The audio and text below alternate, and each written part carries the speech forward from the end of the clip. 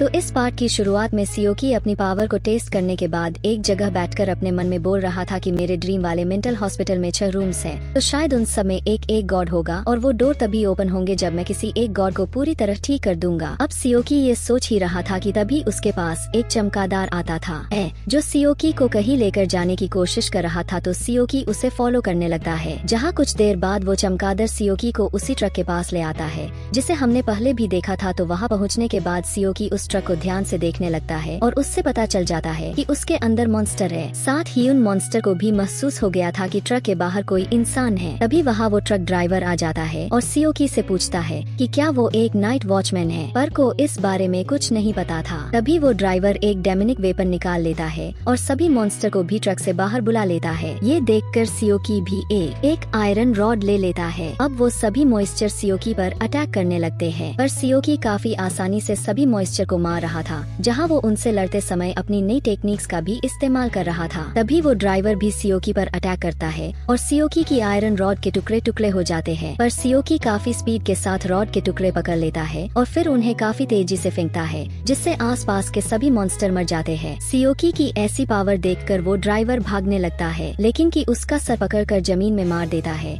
जिससे वो वहीं बेहोश हो जाता है। जिसके बाद की सोचता है कि पता नहीं ये ड्राइवर के नाइट वॉचमैन की बात कर रहा था। अब की वहाँ से जाने लगता है, लेकिन तभी की वहाँ एक आम आदमी को देखता है और वो उसे पहचान ना ले इसलिए कि वहाँ से भागने लगते हैं। पर भागते हुए सियोकी का पैर फिसलता है और वो सीधा जाओ के हाथों में गिरता है, जो उसी बिल्डिंग के नीचे खड़ा था जहाँ से सियोकी गिरा था। अब जाओ सियोकी को देखकर खुश हो जाता है और उससे कहता है कि मैं तुम्हें इतने समय से ढूंढ रहा था। इसके बाद जाओ उससे बात करने के लिए उसे एक लव होटल ले जाता है, जहाँ की लोग उन दोनों को कपल समझ रहे थे। अब रूम में पहुँचने के बाद जाओ से पूछने लगता है कि बचपन में जीस किंग ऑफ एंजल्स को ने देखा था, उसने उससे क्या कहा था। ये सुन के सियोकी समझ जाता है कि जाओ उसके और उसकी पावर्स के बारे में जानता है। साथ ही सियोकी ये भी जान गया था कि जावो उसके सभी सवालों के जवाब दे सकता है, इसलिए सियोकी जावो से उल्टा पूछने लगता है कि क्या इस दुनिया में सच में गॉड्स होते हैं। इस पर जावो कहता है कि गॉड्स सच में होते हैं, लेकिन सभी गॉड्स नहीं होते। ये सुनकर सियोकी इसका मतलब पूछता है, तो जाओ बताता है कि 1920 में एक स्ट्रेंज फॉग ने पूरी दुनिया को घेर लिया था और सिर्फ डेक्सिया ही ऐसी कंट्री थी जहाँ वो फॉग नहीं आया। तो हमारे कंट्री के साइंटिस्ट इसका रीजन ढूंढने लगे। जहाँ ढूंढते हुए उन्हें उस फॉग में एक बहुत बड़ा ड्रैगन दिखा, जिसका जिक्र पुरानी भगवानों की किताबों में भी था। साथ ही उन साइंटिस्ट ने उसी दौरान कुछ कंट्रीज के गॉड्स को भी देखा था, जैसे किंग ऑफ एंजल मिशेल और फॉल एंड एंजल लूसीफर। ये सब सुनकर सियोकी को इन बातों में और इंटरेस्ट आने लगता है। तभी झाओ उसे बताता है, उस दिन से आज तक हमने कई गॉड्स को देखा है, लेकिन उनमें से कोई भी गॉड हमारी कंट्री का नहीं था। ये सुनकर सियोकी झाओ से इसका रीजन पूछता है, जिस पर झाओ कहता है कि हमें इसका रीजन तो नहीं पता और हमें लग रहा है कि जहाँ वो फोग है बस उसी कंट्री के गॉड जिंदा हुए हैं और हमें लग रहा है कि वो सब गॉड्स टीम बनाकर फ्यूचर में हमारी कंट्री पर हमला करने वाले हैं। यह सुनकर सियोकी झाओ के पास आता है और उसे कहता है कि कहीं वो पागल तो नहीं है। तभी सीन शिफ्ट होता है और हम वो ड्राइवर वाली जगह देखते हैं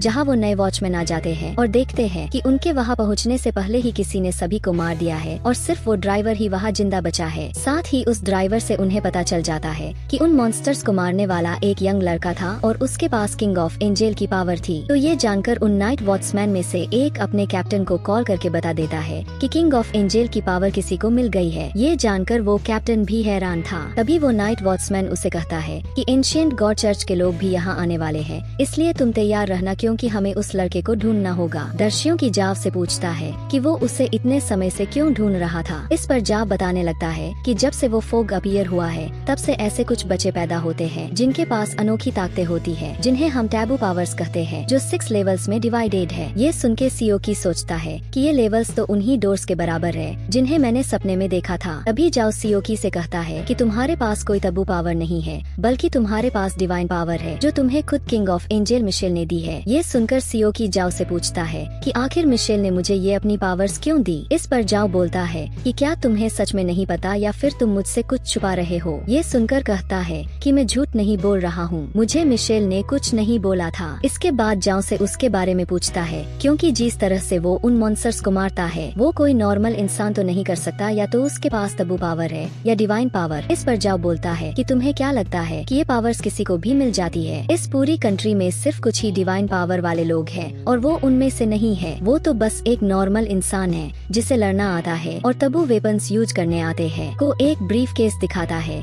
जिसके अंदर वही तबू ऑब्जेक्ट था जिससे जाओ एरिया को सील किया करता था। अब ये सब सुनकर कहता है कि मेरे सारे सवाल पूरे हुए, अब मैं यहाँ से चलता हूँ। इस पर जाओ कहता है कि मेरे सवाल तो पूरे नहीं हुए हैं, पर उसे वही छोड़कर घर चला जाता है। अगले दिन जाओ को फॉलो करते हुए कहता है कि क्या तुम ये नहीं जानना चाहते कि मैं किस ऑर्गेनाइजेशन से आया हूँ। इस बार बोलता है कि मैंने अक्सर मूवीज में देखा है कि ऐसी बात जानने के बाद लोगों को वो ऑर्गेनाइजेशन ज्वाइन करनी पड़ती है या उन्हें मार दिया जाता है ताकि उनके सीक्रेट्स नहीं लीक हों। इसलिए मैं कुछ जानना नहीं जाता, लेकिन जाओ उसे फिर भी बताने लगता है कि हम जैसे लोगों को नाइट वॉचमैन कहा जाता है जो रात में इंसानों को मॉन्स्टर से बचाते हैं, और हमारी ही वजह से इस कंट्री के इंसान चैन से जी रहे हैं। तो क्या तुम हमारे साथ मिलकर दुनिया को बचाना नहीं चाहते? क्योंकि हमें सच में एक डिवाइन पावर वाले इंसान की जरूरत है। वर्षियों की इसके लिए यह कहकर साफ मना कर देता है कि उसकी एक फैमिली है जिसमें एक आंट और उसका भाई है जिन्होंने बहुत खराब समय बिताया है, इसलिए वो बस अब उन दोनों के साथ रहकर उन्हें एक अच्छी लाइफ देना चाहता है। ये सुनकर जाओ भी कुछ समय के लिए चुप हो जाता है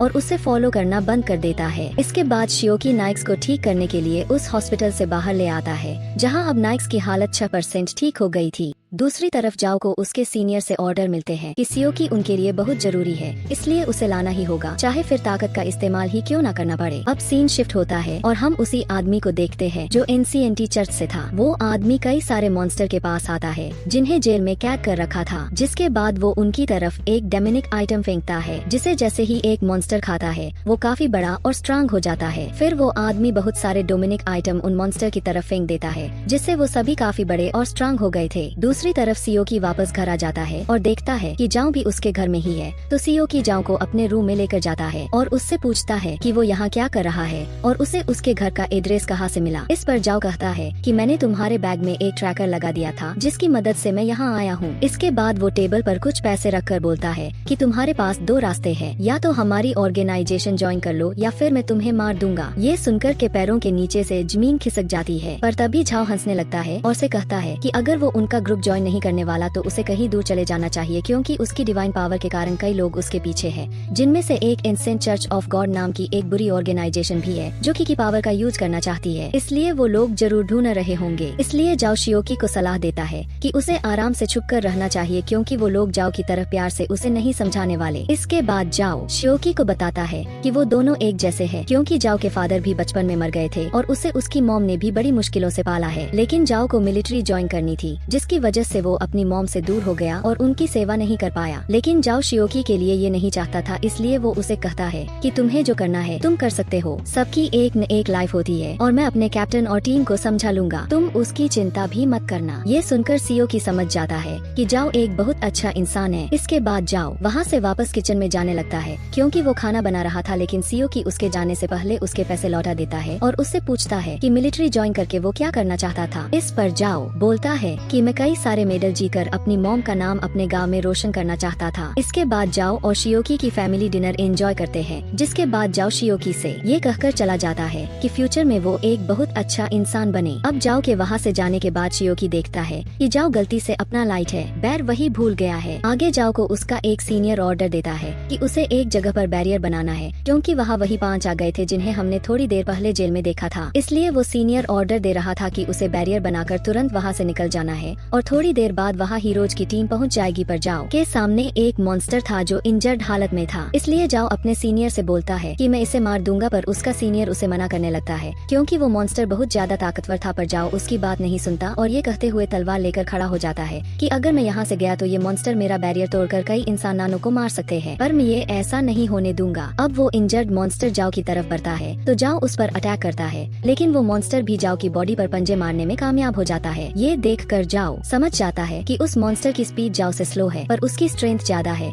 लेकिन उसी वक्त वो मॉन्स्टर जो है जो कि ये घोस्ट टाइप मॉन्स्टर था, वो अपना डोमेन एक्टिवेट कर लेता है, जिसकी वजह से वहाँ जाओ की स्पीड स्लो हो जाती है, जिसके कारण जाओ चाहकर भी कुछ नहीं कर पा रहा था और वो मॉन्स्टर जाओ को बुरी तरह पीते पीते उसकी रीढ़ की हड्डी तोड़ देता है। ये देखकर जाओ अपने मन में सोचता है कि काश अगर उसके पास तबू या डिवाइन पावर होती तो आज वो इस मॉन्स्टर को मार देता। इधर शियोकी अपने रूम में बैठा था, तभी उसके पास एक चमगादड़ आता है और उसे कहीं ले जाने लगता है, तो शियोकी उसको फॉलो करने लगता लगता है। साथ ही सियोकी समझ गया था कि जाओ मुसीबत में है। इधर वो मॉन्स्टर जाओ को मारने वाला था, पर जाओ समझ गया था कि अब उसे उसका आखिरी मूव चलना ही होगा। तभी हमें बताया जाता है कि जो ट्रैकर जाओ के पास था वो कोई आम ट्रैकर नहीं था, बल्कि वो नाइट वॉचर्स का खास वेपन था। अब सियोकी उस ट्रैकर को अपने हाथ में लेकर एक बटन दबाता है, जिसे एक निडल बाहर आती है, जिसे जाओ अपनी बॉडी में लगा देता है, जिससे जाओ को तब्बू पावर मिल जाती है। इधर सियोकी यूज जगह पर पहुंच गया था, तभी वो जाओ का बनाया बैरियर तोड़कर सीधा उसके पास आने लगता है। इधर जाओ अपनी ताकत से उस मॉन्स्टर का एक हाथ कट कर देता है। तभी वहाँ सियोकी आ जाता है तो जाओ उससे पूछता है कि मैंने तो यहाँ बैरियर बना रखा था, तो तुम यहाँ कैसे आए। इस पर सियोकी बोलता है कि वो बैरियर तो मैंने अपने हाथों से ही तोड़ दिया था। ये सुनकर जाओ समझ जाता है कि सियोगी काफी ताकतवर है। उसी वक्त वो मॉन्स्टर अपना हाथ दोबारा जेनरेट कर जाओ की तरफ बढ़ने लगता है। तो सियोगी से कहता है कि मेरा ये अटैक ध्यान से देखना। इसके बाद जाओ अपने स्वर्ड को मून की तरफ करता है,